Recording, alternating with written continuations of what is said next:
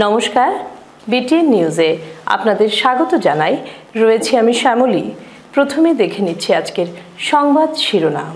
কৌশিককে খাদ্য ও নাগরিক সরবরাহ, খনি ও খনিজ বিভাগ সহ বরাক উপত্যকা উন্নয়ন বিভাগ এবং পশুপালন ও পশু চিকিৎসা, মিন ও পিডব্লিউডি বিভাগ কৃষ্ণেন্দুর। বিভাগ কর্তন বহু সিনিয়র মন্ত্রীর। লটারির মাধ্যমে ওয়ার্ড ভিত্তিক সংরক্ষণ, তপশিলি সংরক্ষিত 7টি ওয়ার্ড, 18টি সাধারণ মহিলা ক্যাটাগরিতে এবং 17টি ওয়ার্ড ওপেন ক্যাটাগরিতে রয়েছে। শিলচর কাঁঠাল রোডে এক রাতে 2 বাড়িতে নিশি কুটুম্বের হানা, প্রচুর সামগ্রী লুট।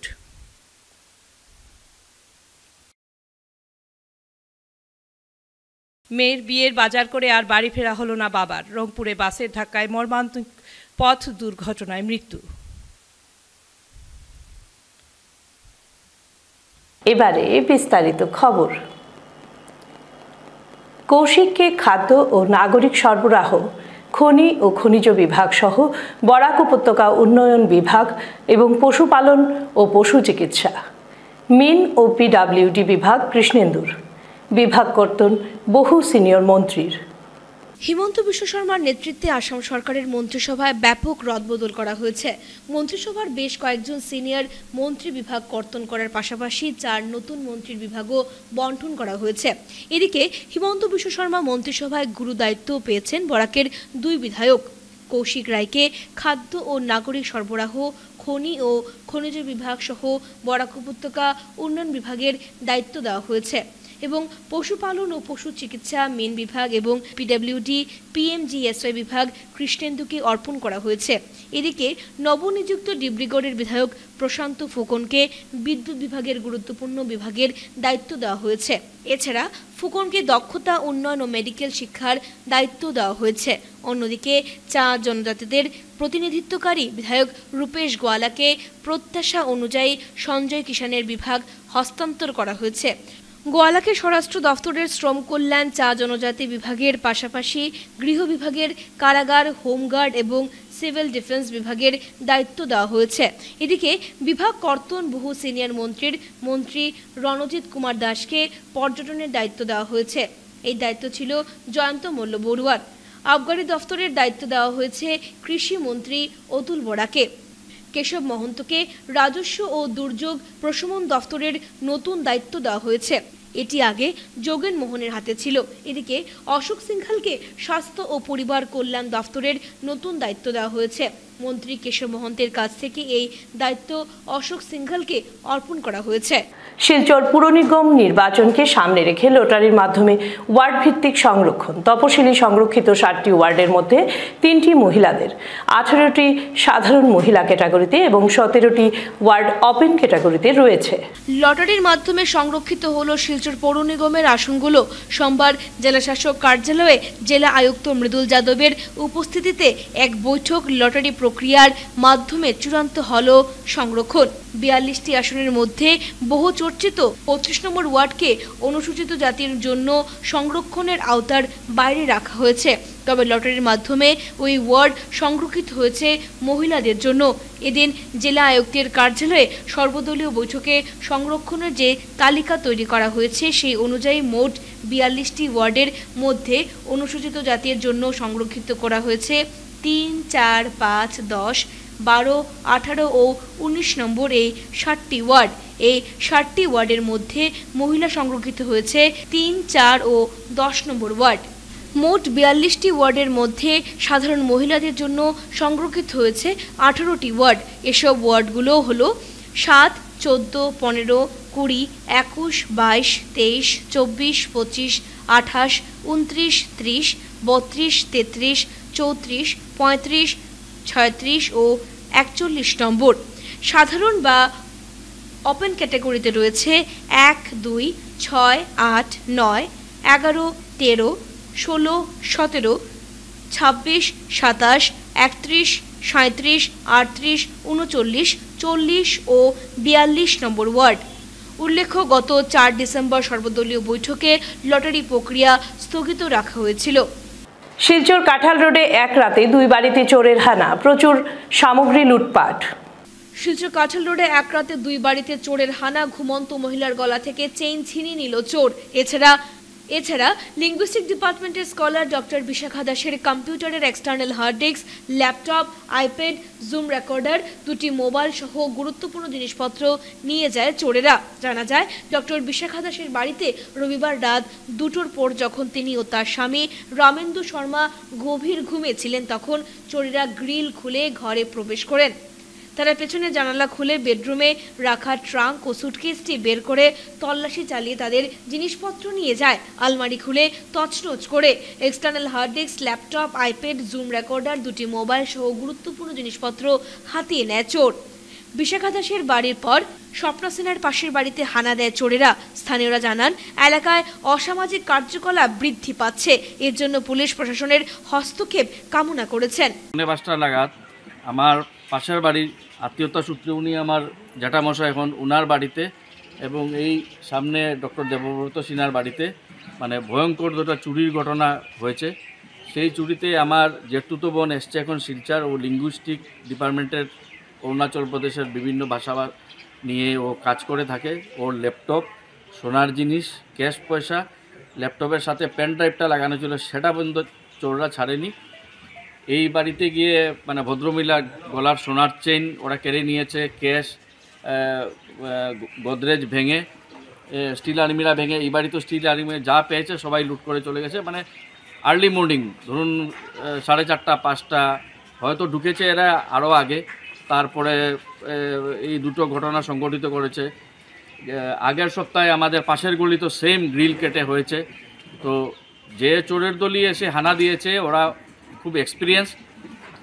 প্রথম জানলার কাজগুলো খোলার পরে গ্রিলগুলো খুব সুন্দর করে কাটে, একটা দাগও পাওয়া যায় না। তো আমরা যথারীতি পুলিশকে ফোন করেছি, পুলিশ এসছে, এসপি স্যারের কাছে ফোন করা হয়েছে। এসপি স্যারের সঙ্গে সঙ্গে ইনভেস্টিগেশনের জন্য ডগ স্কোয়াড পাঠিয়েছে। সম্ভবত চোরেদেরই পায়ের ছাপ নিয়ে ডগ স্কোয়াডের ডগ ওইদিকে মানে মেইন রাস্তা দিয়ে মানে গেছে। তারপরে কোনো একটা মানে জলের একটা দিঘির মতো আছে, হয়তো চোররা পা ধুয়েছে, তারপরে এটা ডিসকানেক্ট হয়ে গেছে। যাই হচ্ছে অ্যাডমিনিস্ট্রেশন আমাদের সাহায্য করেছে। যাই হোক, আমি অ্যাডমিনিস্ট্রেশনের কাছে এটাই মানে আমার একটা অ্যাপিল পুলিশ প্রশাসনের কাছে, ওরাও মানে পুরো টিম নিয়ে এসছে, যথাসাধ্য চেষ্টা করছে যাতে অতি সত্বর এদের এই চোরদের ধরা যায়। আমি একজন লিঙ্গুইস্ট আর আমি নর্থ ইস্ট ইন্ডিয়ার নানান ভাষার উপরে কাজ করি। রিসেন্টলিও আমি অরুণাচল প্রদেশ থেকে এসেছি। শেরদুকপেনের অর্থোগ্রাফি ডেভেলপমেন্টের জন্য, স্ক্রিপ্ট ডেভেলপমেন্টের জন্য গিয়েছিলাম ওখানে। আর সমস্ত কাজ আমার ল্যাপটপে। আজকে ভোরবেলা আমার সব কিছু শেষ করে দিল আমাকে। আমার ল্যাপটপ, আমার আইপ্যাড, আমার external hard drive, zoom recorder সব চুরি হয়ে গেল। মানে এটা শুধু একটা স্কলারের লাইফ নষ্ট না, এটা কমিউনিটির অনেক বিশ্বাস আছে, কমিউনিটির কাজ আছে এটার মধ্যে। কারণ আমি অনেক কমিউনিটিতে গিয়ে কাজ করি ভাষার উপরে। আর ওগুলো সমস্ত কাজ ছিল ওই ল্যাপটপে। আর ওই জুম রেকর্ডারে অনেক জিনিস রেকর্ডিং ছিল, এক্সটার্নাল হার্ড ড্রাইভের সমস্ত কাজ, এগুলো সব নিয়ে চলে গেছে। Thank you. কটার দিকে হয়েছে এটা? ভোরবেলার দিকে, কারণ 2টার সময় তো আমরা উঠেছিলাম। আমার মনে হয় 2টার পরে কোন সময় হয়েছে বলতে পারি না আমরা। আমাদের বেডরুমেও মানে ওই আলমিরা খুলে যে আইপ্যাড এগুলো নিয়ে গেছে, আমরা রিয়েলাইজ করতে পারিনি। দুটো মোবাইল চুরি হয়েছে, আমরা বুঝতেই পারিনি। নগদ অর্থ ছিল, টাকা পয়সা ছিল? টাকা পয়সাটাও এখনও বুঝতে পারিনি আমরা কিছু নিয়ে থাকে। যদি ব্যাগ, আমার ল্যাপটপ ব্যাগটা নিয়ে গেছে ওরা, যেখানে বই টইগুলো বের করে গেছে, কিন্তু ওই সমস্ত ইলেকট্রনিক্স জিনিসগুলো সমস্ত নিয়ে গেছে। মেয়ের বিয়ের বাজার করে বাড়ি আর ফেরা হলো না বাবার। রংপুরে বাসের ধাক্কায় মৃত্যু। হৃদয় বিদারক ঘটনা। মেয়ের বিয়ের বাজার করে বাড়ি আর ফিরে এলো না বাবা। বাসের ধাক্কায় ঘটনাস্থলে প্রাণ হারান উধারবন্দ শালগঙ্গার বাসিন্দা মঈনুদ্দিন লস্কর। সোমবার বেলা 2:30 নাগাদ শিলচর ইম্ফল জাতীয় সড়কের রংপুর আখড়ার সামনে নৈশ বাসের ধাক্কায় মৃত্যু হয় মঈনুদ্দিন লস্করের। জানা যায়, মঈনুদ্দিন লস্কর ও তার শালক স্কুটি করে উধারবন্দ ফেরার পথে রংপুর আখড়ার সামনে পিছন দিক থেকে জগন্নাথ ট্রাভেলসের একটি বাস ধাক্কা দেয়। মঈনুদ্দিন স্কুটারের পিছনে বসে থাকায় বাসের ধাক্কায় ঘটনাস্থলে মারা যান। অল্প বিস্তরে আহত হন শালক। ঘটনার পর বাসটি পালিয়ে গেলেও বাঁশকান্দি পুলিশ সেখানে আটক করতে সক্ষম হয়েছে। সূত্রে খবর পাওয়া যায়, এদিন মঈনুদ্দিন তার স্ত্রী, মেয়ে এবং শালুককে নিয়ে বাজার করতে শিলচর শহরে এসেছিলেন। বাজার শেষে স্ত্রী ও মেয়েকে সদরঘাটে অটোতে তুলে তারা দুজন স্কুটি দিয়ে বাড়ি ফিরছিলেন। কয়েক কিলোমিটার যেতে না যেতেই এই ভয়ঙ্কর দুর্ঘটনার শিকার হন মঈনুদ্দিন।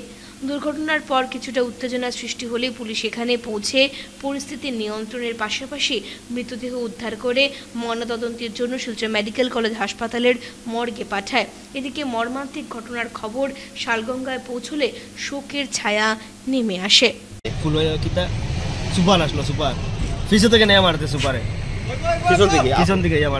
আপনারা কই যাইতে আসলাম, মানে কই থেকে কই যাইতে আসলাম? আমরা বাগনির বিয়া এর আমার বউনা, আমি, আমার বোন, আমার বাগনি আমরা জিনিস নেওয়া দিয়েছি শিলচাতে আওয়ার সময় আমরা বোনটা উঠে দিয়ে সদরঘাট অটো স্ট্যান্ডও তারা উঠে দিয়েছি। আর আমরা দুজন আছি একবারে ষোলো আমরা ইয়ার পর থেকে আমরা মারি দিছি। আপনারা মানে বাড়ি যাওয়া আসলাম, বাড়ি যাওয়া আর পিছন দিক থেকে এবার শ্রী শ্রী ঠাকুর অনুকূলচন্দ্রের 137তম শুভ জন্ম মহোৎসব ও মন্দির প্রতিষ্ঠা বার্ষিকী উৎসব আগামী 14 ও 15 ডিসেম্বর অনুষ্ঠিত হবে উধারবন্দে। শ্রী শ্রী ঠাকুর অনুকূলচন্দ্রের 137তম শুভ জন্ম মহোৎসব ও সৎসঙ্গ কেন্দ্র উধারবন্দের মন্দিরের 7ম প্রতিষ্ঠা বার্ষিকী মহোৎসব আগামী 14 ও 15 ডিসেম্বর 2024 ইংরেজি অনুষ্ঠিত হবে। সোমবার উধারবন্দ সৎসঙ্গ কেন্দ্রের আয়োজকরা এক সাংবাদিক সম্মেলন করে উৎসবের রূপরেখা তুলে ধরেন। আয়োজকরা জানান, উধারবন্দ সৎসঙ্গ কেন্দ্রের উৎসবের জন্য আলাদা স্থান না থাকায় মহোৎসবের জন্য উধারবন্দ পানগ্রাম এলাকার আলুগুদামে উৎসবের জন্য জোর কদমে কাজ চলছে। উৎসবে উপত্যকার জাতি, ধর্ম, ভাষা নির্বিশেষে সকলের উজ্জ্বল উপস্থিতিতে সৎসঙ্গ কেন্দ্র উধারবন্দের এই আয়োজন সার্থক হয়ে উঠবে বলে আশাবাদী উৎসব কমিটির সম্পাদক সহ সকলেই। 2018 ইংরাজির 21শে ডিসেম্বর উধারবন্দ কেন্দ্র মন্দিরটা পুনর্নির্মাণ হয় এবং 21শে ডিসেম্বর পরমপ্রেমময় শ্রী শ্রী ঠাকুর অনুকূলচন্দ্রের প্রপৌত্র শ্রী অনিন্দ্যদ্যুতি চক্রবর্তী বেলা 10:10 এই মন্দিরটা উদ্বোধন করেন। তারপর থেকে কোভিডের কারণে আমরা সেই বার্ষিক উৎসবটা অনুষ্ঠিত করতে পারিনি। আমরা ঠাকুরের জন্ম দিবস 30শে ভাদ্র এই উৎসবটা করতাম। এইবার উৎসব করে আসার পর আচার্যদেব বলছেন যে ডিসেম্বর মাসে একটা বড় করে উৎসব করা যায় কিনা মন্দির প্রতিষ্ঠা, তৎসঙ্গে পরমপ্রেমময় শ্রী শ্রী ঠাকুর অনুকূলচন্দ্রের 137তম জন্মদিবস পালন করার উদ্দেশ্যে উধারবন্দবাসীরা স্বতঃস্ফূর্তভাবে এই উৎসবটা করার অনুমতি এবং সহযোগিতা করছেন বলেই আগামী 14 এবং 15 ডিসেম্বর এই উৎসবটা উধারবন্দের আলুগুদামে অনুষ্ঠিত হতে চলছে। আমরা মন্দিরের পরিসরটা ছোট থাকায় এই মাঠে চলে এসেছি।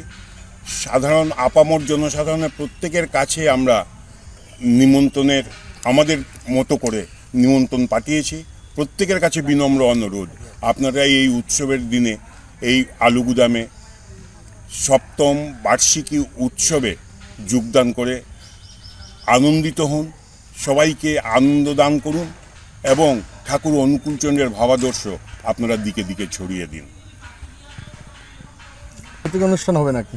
উৎসবের সাংস্কৃতিক অনুষ্ঠান প্রথম দিন আসছে আমাদের শিলচর থেকে দলছুট এবং উধারবন্দের শূন্য এই ব্যান্ডগুলো করবে এবং পরের দিন কলকাতা বাউল বিখ্যাত শ্রী কার্তিক দাস বাউল তার সম্প্রদায় নিয়ে এসে এখানে অনুষ্ঠান করবেন উৎসবের দিন, মানে 15 তারিখ।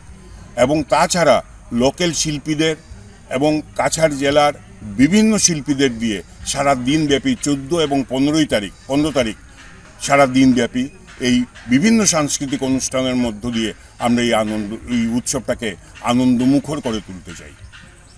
আমাদের আরেকটা বিশেষ আকর্ষণ 2022 সালে আসাম সরকারের শিল্পী পেনশন প্রাপ্ত চিত্রকলা এবং সঙ্গীতের ডুয়েল শিল্পী পেনশন প্রাপ্ত সুদর্শন ধর, যিনি বরাক উপত্যকায় খ্রিস্টধর হিসাবেই বিশেষভাবে পরিচিত, তো তার উনার একটা মানে একক চিত্রকলার প্রদর্শনী আমরা এখানে অনুষ্ঠিত করব এবং এই মঞ্চে উনাকে আমরা এই দিন সম্বর্ধনা জ্ঞাপন করব। এটা আমাদের একটা বিশেষ আকর্ষণ। সঙ্গে আমরা অন্য মানে 3টা ক্লাব এবং 2 জন সম্বর্ধনা ওই দিনই আমরা মানে অনুষ্ঠিত করব। আমরা 12 তারিখ এই স্বচ্ছতা পালন করব মন্দির থেকে আমাদের উৎসব প্রাঙ্গণ পর্যন্ত। আর আমরা কিছু রোগীদের মধ্যে কিছু ফলমূল বিতরণ করব হসপিটালে, আবাসিক কেন্দ্রে বাচ্চাদের মধ্যে কিছু খাবার বিতরণ করব। গোসাইপুরে মহাসড়কের উপর দুর্ঘটনায় গুরুতর আহত হলেন 3 জন। উধারবন থানা এলাকার গোসাইপুরের মহাসড়কের উপর দুর্ঘটনায় গুরুতর আহত হলেন 3 জন। আহত 3 জন হলেন শিলচর তারাপুর শিববাড়ি রোডের অমান ভট্টাচার্য যার বয়স 19 ও নিতু দাস যার বয়স 22 এবং আরকাটিপুরের ফারুক আহমেদ তার বয়স 67। দুর্ঘটনা ঘটে রবিবার রাত 8টা নাগাদ। জানা গেছে ফারুক স্কুটিতে চড়ে যাচ্ছিলেন, তখন একটি ইয়ন গাড়ির সঙ্গে স্কুটির সংঘর্ষ ঘটে। এতে ফারুক ছিটকে পড়ে গুরুতর আহত হন। এদিকে স্কুটির সঙ্গে সংঘর্ষের পর ইয়ন গাড়িটির নিয়ন্ত্রণ হারিয়ে ধাক্কা মারে পাশে দাঁড়িয়ে থাকা একটি টিপারে। এতে ইয়ন গাড়ির 2 আরোহী ওমান এবং নিতু গুরুতর আহত হন। 3 জনকে চিকিৎসার জন্য পাঠানো হয়েছে শিলচর মেডিকেল কলেজ ও হাসপাতালে। ঘটনা অতীত থেকে উত্তর মধ্যে একটা কারটা স্পিডে আইছে, আইয়া দুবার আমরা একটা গাড়ি খাড়া আসলো চা খাওয়া, ও গাড়ির পরে মারি খাড়া গাড়ি, গাড়িটা তার সাইডেও আসলো। কয়জন মানুষ আসলে গাড়ির ভিতরে? 3 জন জখম। কেমন গুরুতর জখম? সিরিয়াস অবস্থা। আর একজন কি তা স্কুটি আন্তর্জাতিক দুর্নীতি বিরোধী দিবসে নাগরিক সংসদের আলোচনা সভা শিলচর প্রেস ক্লাবে। সোমবার বরাক নাগরিক সংসদের উদ্যোগে আন্তর্জাতিক দুর্নীতি বিরোধী দিবস উদযাপন উপলক্ষে শিলচর প্রেস ক্লাবে আয়োজিত অনুষ্ঠানে সকল বক্তা অভিমত ব্যক্ত করে আলোচনার বিষয় ছিল দুর্নীতির পরম্পরা, যুব সমাজ ও রাষ্ট্রের ভবিষ্যৎ। রাষ্ট্রসংঘে দুর্নীতির বিরুদ্ধে কনভেনশনের সিদ্ধান্ত অনুযায়ী আলোচনা সভায় অ্যাসেট রিকভারি অর্থাৎ সম্পদ পুনরুদ্ধারে সর্বাধিক গুরুত্ব আরোপ করা হয়। বরাক উপত্যকা তথা সারা দেশে দুর্নীতি সমূলে উৎপাদিত করার অঙ্গীকার ব্যক্ত করা হয়। অধ্যাপক সুব্রত দেবের সভাপতিত্বে অনুষ্ঠিত এই আলোচনা সভায় বক্তব্য উপস্থাপন করেন নাগরিক সংসদের প্রধান সম্পাদক শঙ্কর দে, সাংবাদিক চয়ন ভট্টাচার্য, সারা আসাম বাঙালি পরিষদের কেন্দ্রীয় কার্যকরী সভাপতি হেমাঙ্গ শঙ্কর দাস, কাছাড় জেলা সভাপতি দেবজ্যোতি দেব, শিলচর প্রেস ক্লাব সহসভাপতি রিতেন ভট্টাচার্য প্রমুখ। বিশেষ তাৎপর্যপূর্ণ। আমরা এতদিন দেখেছি ভারতবর্ষে অনেক দুর্নীতি হয়েছে, ছোট লেভেল থেকে ওপর লেভেল পর্যন্ত, মানে আমাদের জন্মের পর থেকেই আমরা দুর্নীতির শিকার হয়ে যাই। কিন্তু আমার পূর্ববর্তী বক্তা শঙ্করদেব মহাশয় যেভাবে বলেছেন, তারপরে আমার আর বলার কিছু থাকে না। তবু আমি বলবো, দুর্নীতির পর আমাদের এখানে কোনোদিনই অ্যাসেট রিকভারি হতো না, আজকে পর্যন্ত হয়নি। অনেক হাজার বিলিয়ন কোটি টাকার দুর্নীতি হয়েছে, কিন্তু আমরা কোথাও রিকভারি করতে দেখিনি। কিন্তু যে চুক্তিটা হয়েছে, সেই চুক্তিটাতে বলা হয়েছে যে দুর্নীতির পর অ্যাসেট রিকভারি হবে। তো আমি মনে করি যে শঙ্করদেববাবু যেটা বলেছেন, আমরা যদি সেটাকে সচেতন দিবস হিসাবে পালন করে এবং সবার মধ্যে সচেতনতা আনতে পারি রিকভারির জন্য, যুব সমাজের মধ্যে যদি রিকভারির জন্য প্রেরণা আনতে পারি এবং যুব সমাজকে যদি আমরা দুর্নীতি থেকে সরিয়ে রাখতে পারি, তাহলেই এই চুক্তিটা সার্থকতা পাবে। এই বলেই আমার বক্তব্য আমি এখানেই শেষ করছি। আন্তর্জাতিক দুর্নীতি বিরোধী দিবস, international anti corruption day, Barak নাগরিক সংসদের উদ্যোগে শিলচর প্রেস ক্লাবে আজ আলোচনা সভা আয়োজিত হয়। আলোচনার বিষয় ছিল দুর্নীতির পরম্পরা, যুব সমাজ এবং রাষ্ট্রের ভবিষ্যৎ। এ নিয়ে আলোচনা প্রসঙ্গে যে কথাটি বিশেষভাবে উঠে আসে যে একটি গণতান্ত্রিক দেশে সবচেয়ে বড় শত্রু হলো দুর্নীতি। আমরা আমাদের এই ভারতবর্ষে এই অঞ্চলেও আমরা দেখি যে দুর্নীতি কিভাবে সমাজ জীবনকে কুরে কুরে খাচ্ছে। রাজনৈতিক ক্ষেত্র থেকে শুরু করে শিক্ষা, স্বাস্থ্য, ব্যবসা, শিল্প, সরকারি যে প্রশাসন ব্যবস্থা রয়েছে সব ক্ষেত্রেই দুর্নীতি আধিপত্য বিস্তার করে রেখেছে। এবং দেখা যায় যে একজন নির্বাচিত জনপ্রতিনিধি, শাসক দলের নেতা বা বিরোধী দলের প্রভাবশালী যারা রয়েছে, কিভাবে তারা রাতারাতি সম্পদের পাহাড় গড়ে তুলেছেন। সাধারণ অবস্থা থেকে তারা জনপ্রতিনিধি হয়ে অনেকেই সরকারি অর্থ আত্মসাৎ করে, যে অর্থ জনগণের টাকায় করের টাকা, সেটিকে তারা করায়ত্ত করে কিভাবে তারা সাম্রাজ্য বিস্তার করে চলেছে। এর বিরুদ্ধে কিন্তু জনগণকে সোচ্চার হতে হবে, কারণ এটি কিন্তু গণতান্ত্রিক দেশ। আমরা প্রতিনিধি নির্বাচন করি। রাষ্ট্রসংঘ 2003 খ্রিস্টাব্দে কনভেনশন করেছিল দুর্নীতির বিরুদ্ধে, কনভেনশন এগেইনস্ট করাপশন, এবং সেই করাপশনের বিরুদ্ধে গত বছর মার্কিন যুক্তরাষ্ট্রের আটলান্টাতে তার কনভেনশন হয়েছে। এবং এই যে ক্রমান্বয়ে পৃথিবীর 191টি দেশ দুর্নীতিকে সমূলে উৎপাটন করার জন্য তারা ঐক্যমতে উপনীত হয়েছে এবং সবাই স্বাক্ষর করেছে। বাংলাদেশের পরিস্থিতি স্বাভাবিক করতে ভারত সরকারকে স্মারকপত্র প্রেরণ করেন হিউম্যানিটি ফাউন্ডেশন। অশান্ত বাংলাদেশের পরিস্থিতি স্বাভাবিক করতে ভারত সরকারের হস্তক্ষেপ চেয়ে প্রধানমন্ত্রী, রাষ্ট্রপতি ও পররাষ্ট্রমন্ত্রীর উদ্দেশ্যে জেলা কমিশনারের মারফত স্মারকপত্র প্রেরণ করেন হিউম্যানিটি ফাউন্ডেশন। বর্তমান বাংলাদেশের সংখ্যালঘু হিন্দু খ্রিস্টানদের উপর বর্বরোচিত অত্যাচারে দেশটি অমানবিকতার শীর্ষে স্থান নিয়েছে বলে উদ্বেগ ও তীব্র প্রতিবাদ ব্যক্ত করেন ফাউন্ডেশনের কর্মকর্তারা। আজকে আমরা আমাদের জেলা উপায়ুক্তের ও জেলা আয়ুক্তের মাধ্যমে ভারতের রাষ্ট্রপতি, প্রধানমন্ত্রী এবং এক্সটার্নাল অ্যাফেয়ার মিনিস্টারকে স্মারকপত্র দিয়েছি।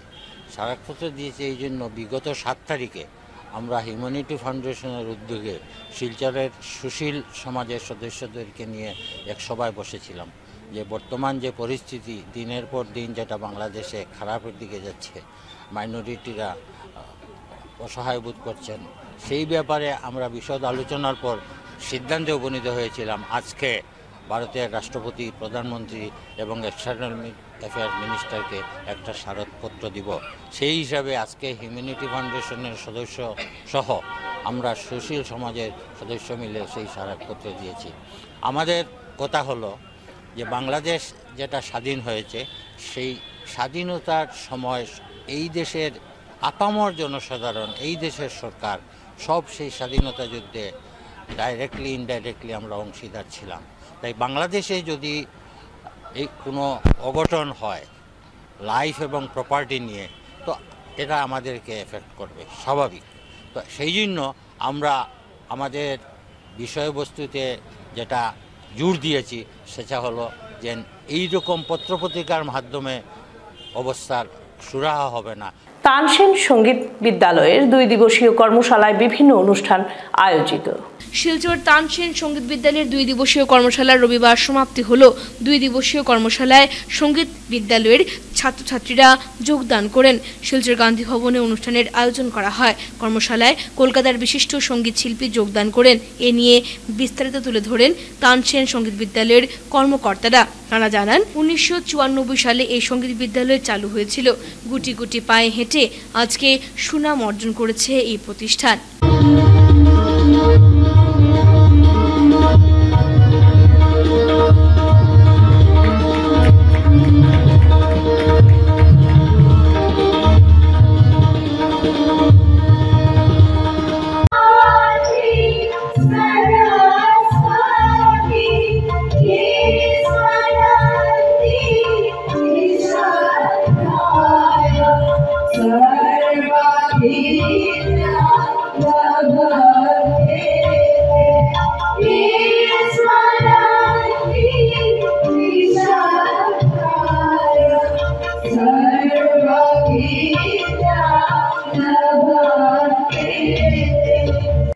আজকে আমরা 30 বছরে পদার্পণ করেছি গুটি গুটি পায়ে।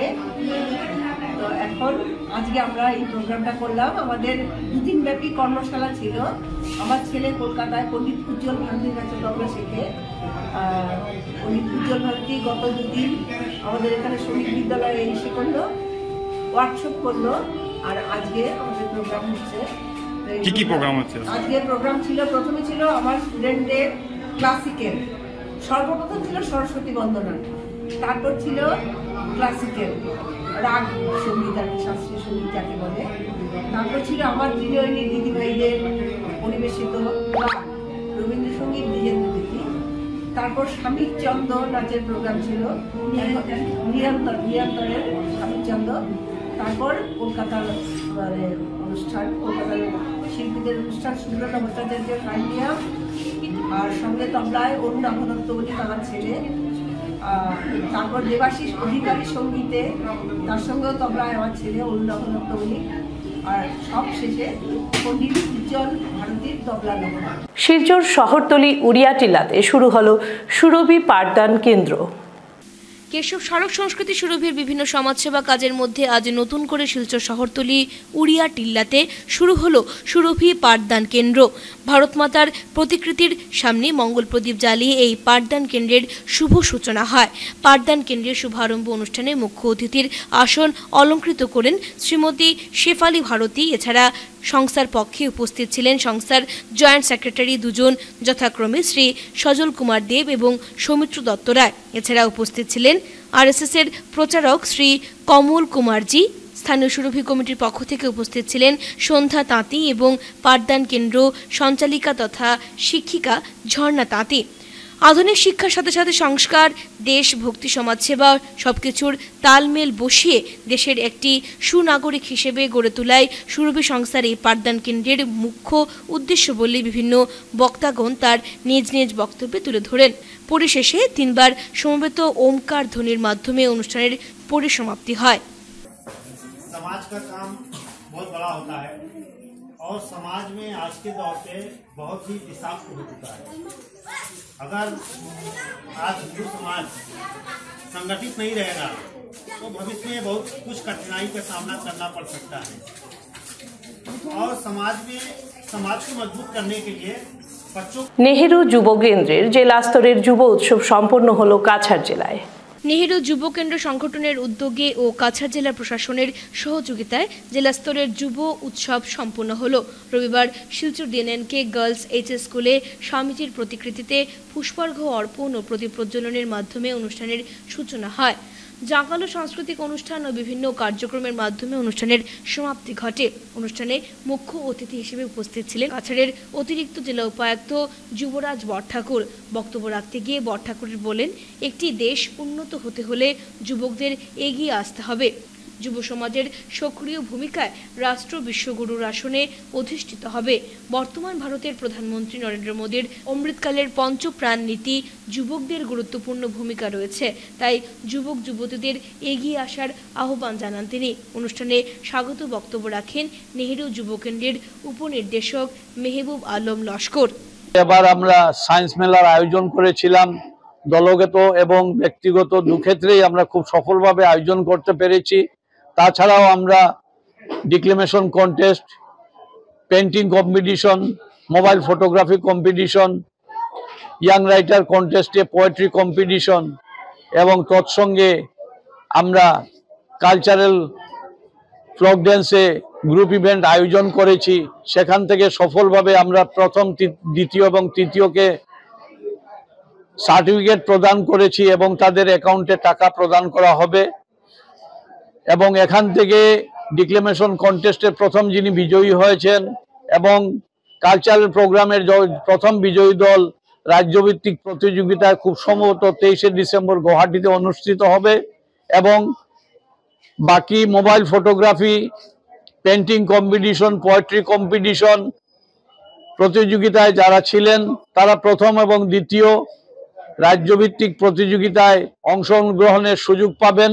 আশা করি আমাদের এই আজকের যে আয়োজন করেছিলাম সেক্ষেত্রে আমাদের জেলা প্রশাসন সম্পূর্ণভাবে সহযোগিতা করেছে এবং জেলা প্রশাসনের তরফ থেকে আমাদের এডিসি বরঠাকুর স্যার, যিনি ইউথ অ্যান্ড প্রোগ্রামের চার্জে আছেন, উনি উপস্থিত ছিলেন উদ্বোধনী অনুষ্ঠানে এবং আমাদেরকে যথেষ্ট সহযোগিতা করেছেন।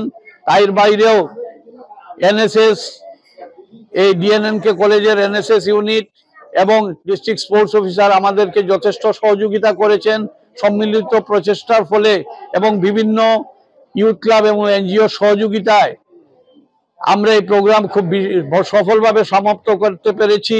বিশেষত সন্দীপন দত্ত পুরকায়স্থ, দিলু দাস, মিঠুন রায়, পিনাক রায় এদের সম্পূর্ণ সহযোগিতায়, তার বাইরেও বিবেকানন্দ দাস এবং প্রতিমা দাস এদের সহযোগিতায়, অজিত দাসের সহযোগিতায় এবং নেহেরু যুব কেন্দ্রের অফিসের বিভিন্ন সহযোগিতায় আমরা এই প্রতিযোগিতা সফলভাবে সমাপ্ত করেছি এবং মিডিয়া ভাই বন্ধুদেরও সহযোগিতা ছিল দেখার মতো। আমরা আশা করি রাজ্যভিত্তিক প্রতিযোগিতায় আমাদের বিজয়ীরা সফল হয়ে রাজ্যের প্রতিনিধিত্ব করে জেলা জাতীয় যুব উৎসবে অংশগ্রহণ করার সুযোগ পাবে। জয় হিন্দ, জয় ভারত। শেষ করার আগে বিশেষ বিশেষ খবর আরও একবার। কৌশিককে খাদ্য ও নাগরিক সরবরাহ, খনি ও খনিজ বিভাগ সহ বরাক উপত্যকা উন্নয়ন বিভাগ এবং পশুপালন ও পশু চিকিৎসা, মিন ও পিডব্লিউডি বিভাগ কৃষ্ণেন্দুর বিভাগ কর্তন বহু সিনিয়র মন্ত্রীর। লটারির মাধ্যমে ওয়ার্ড ভিত্তিক সংরক্ষণ, তপশিলি সংরক্ষিত 7টি ওয়ার্ড, 18টি সাধারণ মহিলা ক্যাটাগরিতে এবং 17টি ওয়ার্ড ওপেন ক্যাটাগরিতে রয়েছে। শিলচর কাঁঠাল রোডে এক রাতে 2 বাড়িতে নিশি কুটুম্বের হানা, প্রচুর সামগ্রী লুট।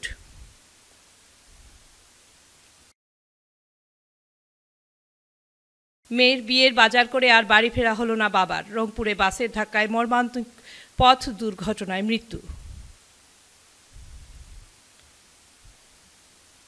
বিটিএন নিউজ এখনকার মতো এ পর্যন্তই। ধন্যবাদ।